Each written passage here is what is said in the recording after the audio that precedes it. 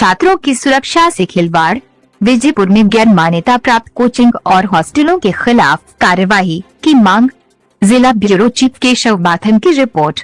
श्योपुर जिले के विजयपुर में गैर मान्यता प्राप्त कोचिंग सेंटरों और हॉस्टलों को लेकर विवाद गहराता जा रहा है। प्राइवेट स्कूल एसोसिएशन ने अब इस मुद्दे पर खुलकर मोर्चा खोल दिया है। सोमवार को एसोसिएशन के पदाधिकारियों ने खंड शिक्षा अधिकारी अशोक कुमार दंडोतिया को ज्ञापन सौंपते हुए क्षेत्र में संचालित अवैध कोचिंग संस्थानों और हॉस्टलों के खिलाफ सख्त कार्यवाही की मांग की। एसोसिएशन का आरोप है कि विजयपुर में कई कोचिंग सेंटर बिना किसी मान्यता के संचालित हो रहे हैं, जहां न तो बुनियादी सुरक्षा इंतजाम है और न ही नियमों का पालन किया जा रहा है। खासकर आग जैसी आपात स्थिति से निपटने के लिए आवश्यक सुरक्षा उपकरणों का अभाव गंभीर चिंता का विषय है। ज्ञापन में ये भी उल्लेख किया गया कि कुछ कोचिंग और हॉस्टल संचालकों द्वारा छात्रों के परिवहन के लिए वाहन चलाए जा रहे हैं, लेकिन इन वाहनों की फिटनेस, परमिट और सुरक्षा मानकों की अनदेखी की जा रही है, जिससे विद्यार्थियों की जान जोखिम में पड़ सकती है। एसोसिएशन ने प्रशासन से मांग की है कि छात्रों के भविष्य और उनकी सुरक्षा को ध्यान में रखते हुए ऐसे गैर मान्यता प्राप्त संस्थानों की जांच कर तत्काल प्रभाव से बंद कराया जाए और संबंधित संचालकों के खिलाफ कानूनी कार्यवाही सुनिश्चित की जाए। अब सवाल ये उठता है कि शिक्षा विभाग इस गंभीर मामले को कितनी प्राथमिकता देता है और कार्यवाही की दिशा में कितनी तेजी दिखाता है।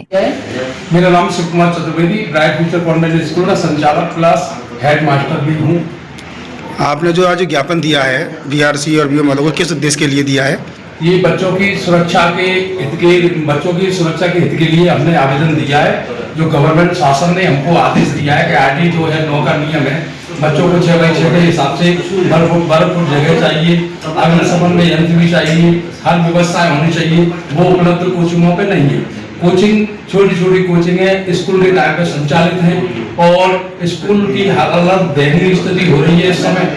प्रत्येक स्कूल में 30 एडमिशन 40 एडमिशन, जबकि गवर्नमेंट को हम फीस भी उपलब्ध कराते हैं और एक कोचिंग वाले एक धंधे बस में 20-20 रुपए और नाजायज तरीके से चलाते हैं और हॉस्टल का पैसा भी लेते हैं, जिससे बच्चों के स्वास्थ्य पे भी ध्यान नहीं रखा जा रहा है। इस बच्चों की सुरक्षा के हित के लिए हमने ये आवेदन दिया है। केवल कोचिंग प्राइवेट जो कोचिंग है नाजायज चल रही है वो बंद होनी चाहिए। नहीं, एक कोचिंग का व्यक्तिगत नाम मैंने नहीं दिया। मैंने कहा है कि जितने भी प्राइवेट कोचिंग चल रही है और प्लस ये सरकारी जो शिक्षक हैं वो कोचिंग चला रहे हैं, उन पे भी अंकुश होना चाहिए। उन्होंने जो कोचिंग अवैध बिना मान्यता के संचालित हो रही है उनको बंद करने के संबंध में आवेदन हमारे यहाँ दिया है।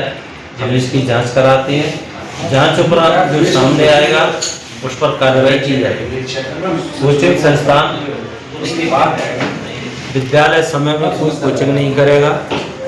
दूसरा, जिन कोचिंग सेंटरों के पास श्रीमान जिलाधीश महोदय द्वारा जो निर्देश प्रसारित किए हैं उनकी पूर्ति नहीं करते हैं तो कोचिंग बंद करने के लिए पूरा प्रयास किया जाएगा और उनके खिलाफ कार्रवाई की जाएगी। वो निर्देश ये है, पहले जिन भवनों में कोचिंग संचालित हैं उनमें अग्निशमन का यंत्र स्थापित किए जाए। दूसरा, आवागमन के लिए रास्ते सुलभ हों, जिससे बच्चों को कोई दुर्घटना का सामना न करना पड़े। चौथा, आपातकालीन स्थिति निपटने के लिए कोई क्रियाशील आपदा निकास उपलब्ध, जैसे कोचिंगों में अलग से कोई निकास मार्ग वो भी होना चाहिए। शैक्षणिक व्यवस्था, जैसे छात्रों को बैठने के लिए पर्याप्त उचित स्थान होना चाहिए। आवश्यकता से अधिक छात्रों को नहीं बैठाया जा सकता।